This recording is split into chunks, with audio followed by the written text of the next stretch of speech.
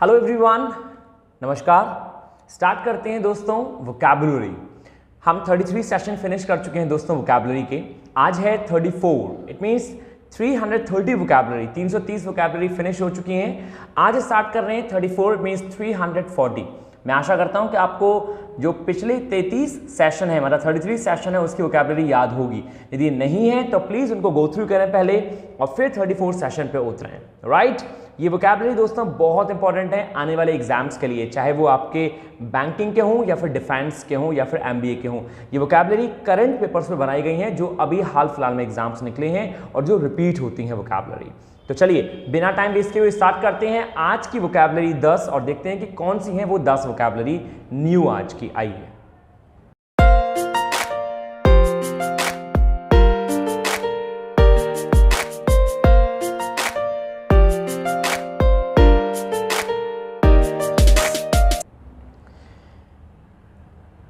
दोस्तों नंबर 1 है आज की ल्यूसिड। जी हाँ, जैसा कि आप देख पा रहे हैं ल्यूसिड, LUCID। ल्यूसिड का मतलब होता है कोई चीज जो बहुत क्लियर होती है, बहुत ही स्पष्ट, एक्सप्रेसिव, जिसको बहुत एक्सप्लेन किया गया हो, आपको समझने के लिए सब कुछ पर्याप्त है, आप प्रॉपर कोई चीज समझ गए हो, इट मीन्स वो आपको ल्यूसिड है। तो जैसा कि लिखा हुआ है intelligible, comprehensible, clear, easy to understand, apparent, distinct, manifest. Manifest का मतलब होता है रिवील करना, खोल देना, स्पष्ट करना, परस्पिक्यूअस और अनएम्बिवेलेंट। जी हाँ, ये जितनी भी वोकैबुलरी है इन सब का मतलब होता है स्पष्ट करना, जिनमें से मेन है ल्यूसिड। एग्जाम्पल के तौर पे, he is able to recognise his wife in his lucid movements. वो जो अपनी वाइफ को याद करता है, मतलब वो योग्य है कि वो अपनी वाइफ को रिकॉग्नाइज कर सकता है, पहचान सकता है अपने ल्यूसिड मूवमेंट्स में, मतलब अपने क्लियर और स्पष्ट मूवमेंट में। मतलब जब वो बहुत ही अपने स्पष्ट मूवमेंट को याद करता है, जब वो क्लियर चीजों को देखता है तो उसको अपनी पत्नी की याद आ जाती है। This is what all about lucid means clear, simple.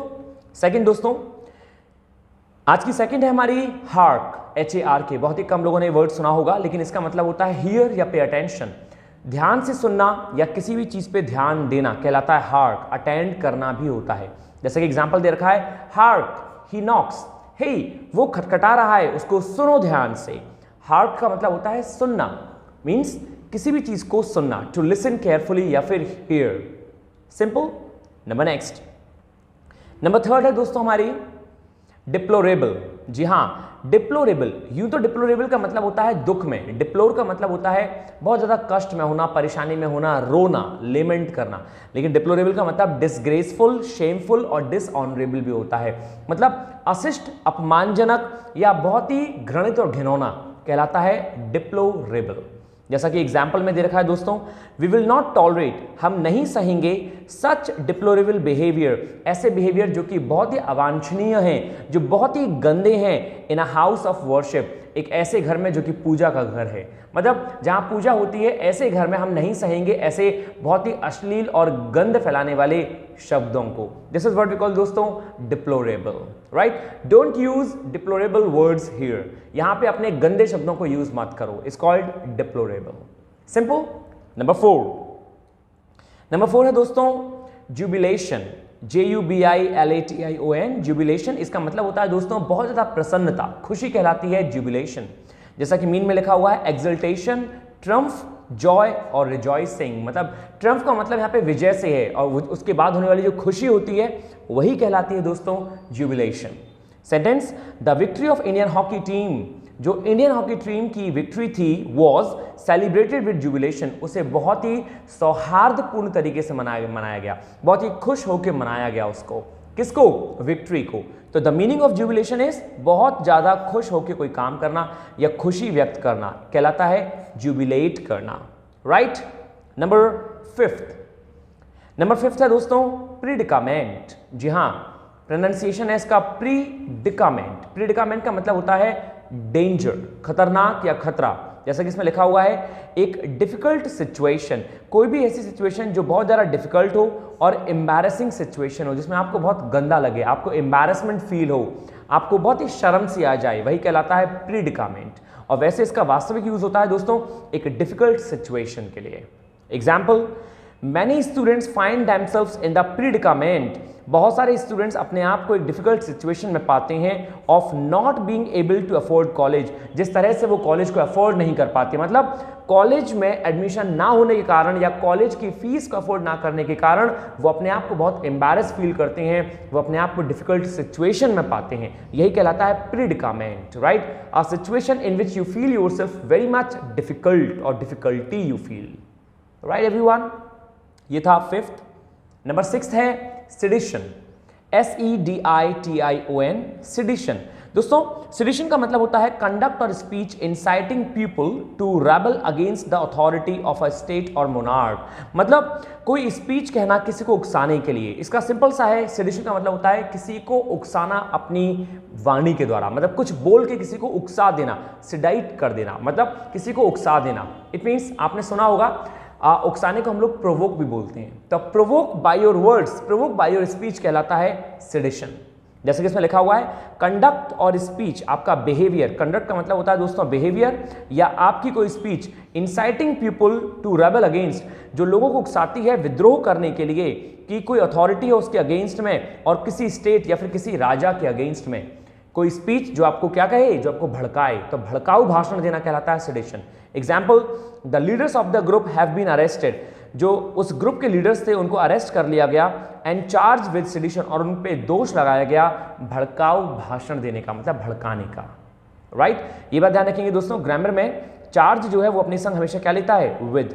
Charge के संग लोग कभी ना कभी फ्रॉम यूज कर देते हैं, ऑफ यूज कर देते हैं, लेकिन नहीं, चार्ज क्या लेता है, with, simple.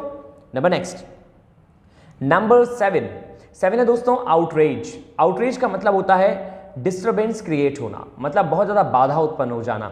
An extremely strong reaction of anger, वैसे इसका मतलब क्रोध भी है। आउटरेज का मतलब होता है किसी के गुस्से का सामना करना, गुस्सा भी आउटरेज कहलाता है। तो क्या कहा उसने, an extremely strong reaction of anger, shock, indignation, क्रोध। इंडिग्नेशन का मीन्स क्रोध होता है। ट्यूमल्ट, एक ये जो वर्ड है दोस्तों जो आप देख रहे हैं, ट्यूमल्ट, ट्यूमल्ट का मतलब होता है कोलाहल, मतलब नॉइज, बहुत ज्यादा।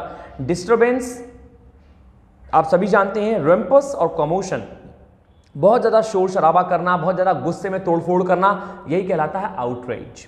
एग्जाम्पल दोस्तों बहुत सारे हैं इसमें। पहला एग्जाम्पल ये है, मैनी पीपल एक्सप्रेस्ड, बहुत सारे लोगों ने अपना गुस्सा दिखाया कोर्ट के डिसीजन को लेकर। कोर्ट ने कोई डिसीजन दिया था तो बहुत सारे लोगों ने क्या दिखाया, आउटरेज दिखाया डिसीजन को लेकर। सेकेंड एग्जाम्पल क्या है, जो पब्लिक का गुस्सा है ओवर द स्कैंडल, इस कांड के पीछे, मतलब कोई कांड हो गया, स्कैंडल का मतलब होता है कोई कांड हो जाना, मतलब कोई घपलेबाजी हो जाना, उसके लिए जो पब्लिक का गुस्सा है वॉज ग्रेट, वो बहुत बड़ा था, मतलब पब्लिक ने बहुत ज्यादा गुस्सा किया इस कांड को लेकर, ठीक है, कोई भी घोटाले को लेकर।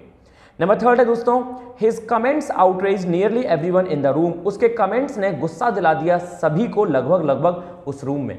उसने कुछ ऐसी बात कह दी कि उस रूम में बैठे हुए सभी लोगों को क्या हो गया, गुस्सा आ गया, तो इट्स कॉल्ड आउटरेज।